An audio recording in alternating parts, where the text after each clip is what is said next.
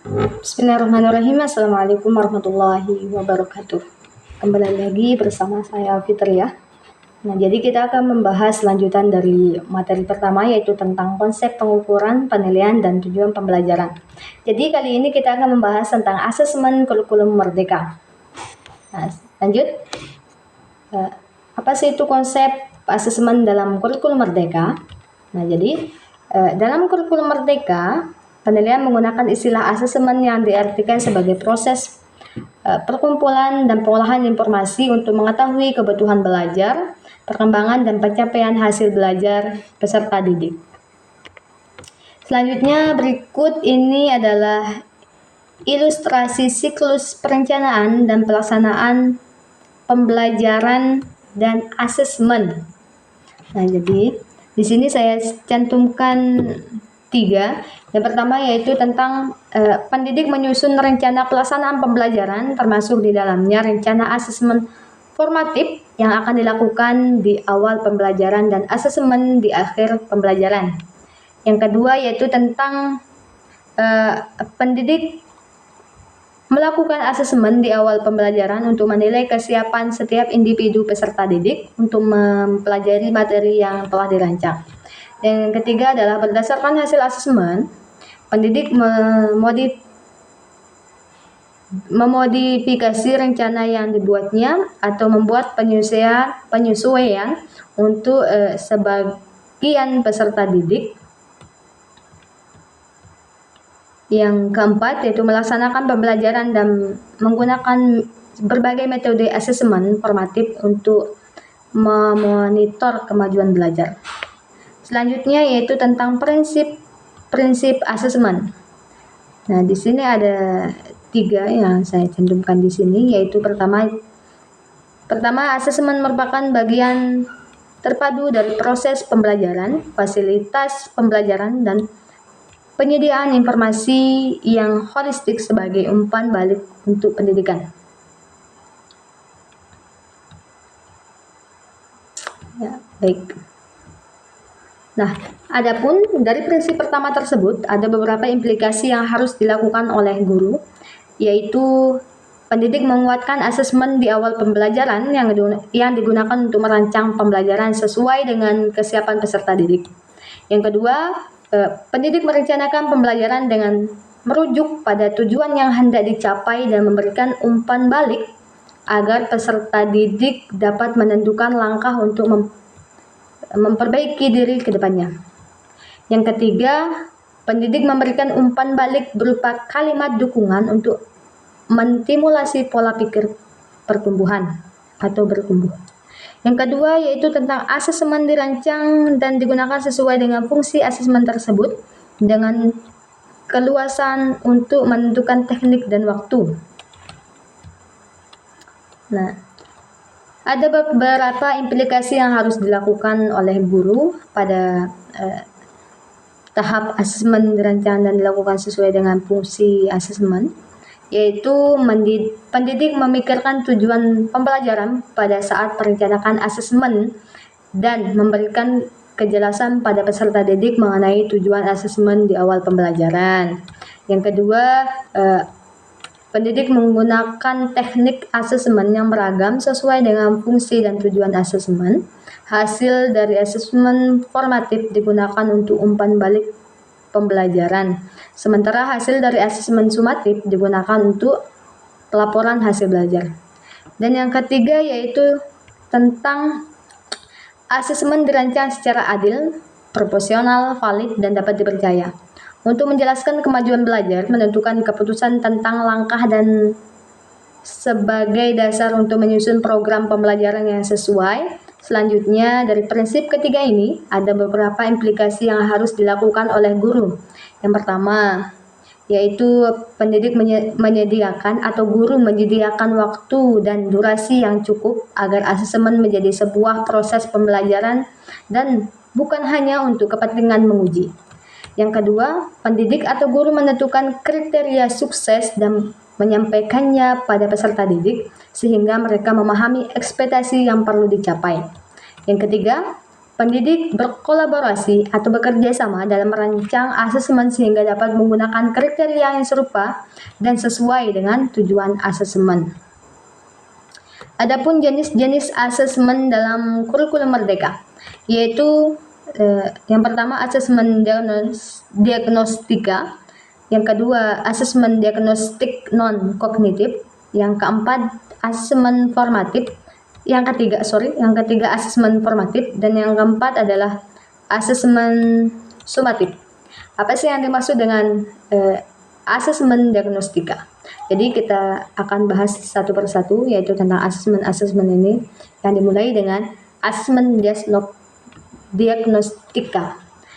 Asesmen diagnostik bertujuan untuk mengidentifikasi kompetensi, kekuatan, kelemahan peserta didik. Hasilnya digunakan pendidik atau guru sebagai rujukan dalam merencanakan pembelajaran sesuai dengan kebutuhan pembelajaran peserta didik. Yang kedua, asesmen diagnostik non-kognitif.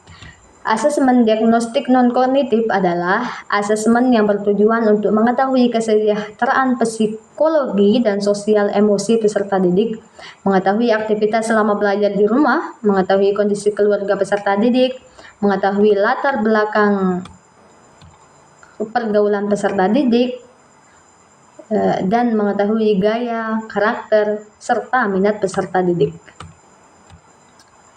Dalam asesmen diagnostik non-kognitif ini terdiri dari beberapa macam, yaitu yang pertama adalah persiapan, pelaksanaan, dan tindak lanjut. Nah, dan yang ketiga yaitu tentang asesmen formatif. Jadi, asesmen formatif, tunggu sebentar. Asesmen formatif bertujuan untuk memantau dan memperbaiki proses pembelajaran serta mengevaluasi pencapaian tujuan pembelajaran. Asesmen ini dilakukan untuk mengidentifikasi kebutuhan belajar peserta didik, hambatan atau kesulitan yang mereka hadapi, dan juga untuk mendapatkan informasi perkembangan peserta didik. Informasi tersebut merupakan umpan balik bagi peserta didik dan juga guru atau pendidiknya. Yang terakhir yaitu tentang asesmen sumatif. Asesmen sumatif adalah asesmen yang dilakukan pada akhir pembelajaran. Nah, asesmen sumatif pada jenjang pendidikan dasar atau menengah bertujuan untuk menilai pencapaian tujuan pembelajaran atau CP peserta didik sebagai dasar penentuan kenaikan kelas atau kelulusan dari satuan pendidikan.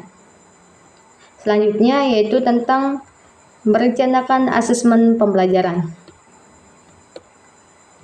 Apabila pendidik atau guru menggunakan modul ajar yang disediakan, maka ia tidak perlu membuat perencanaan asesmen. Namun, bagi pendidik yang mengembangkan sendiri rencana pelaksanaan pembelajaran atau modul ajar, maka dia perlu merencanakan asesmen yang formatif yang akan digunakan. Nah, adapun berikut adalah contoh instrumen penilaian atau asesmen yang dapat menjadi inspirasi bagi guru atau pendidik, yaitu ada rubrik, checklist, catatan anekdotal, dan grafik perkembangan. Nah, selanjutnya yaitu tentang bentuk-bentuk asesmen dalam kurikulum. Nah, jadi bentuk-bentuk asesmen dalam kurikulum itu diantaranya jurnal, esai, poster, dan tes tertulis.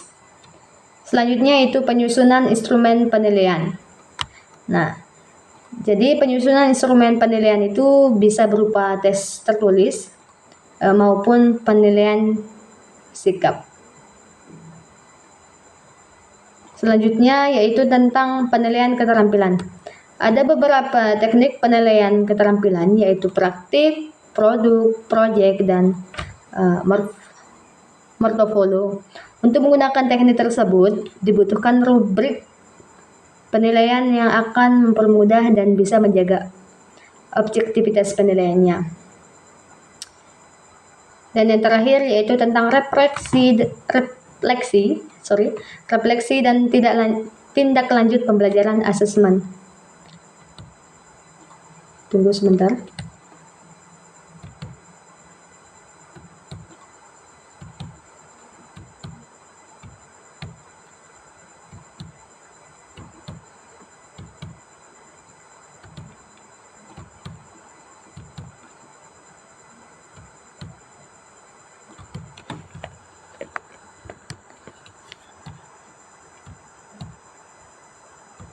Adapun refleksi dan tindak lanjut pembelajaran asesmen, yaitu asesmen tanpa umpan balik hanyalah sebentar, tunggu.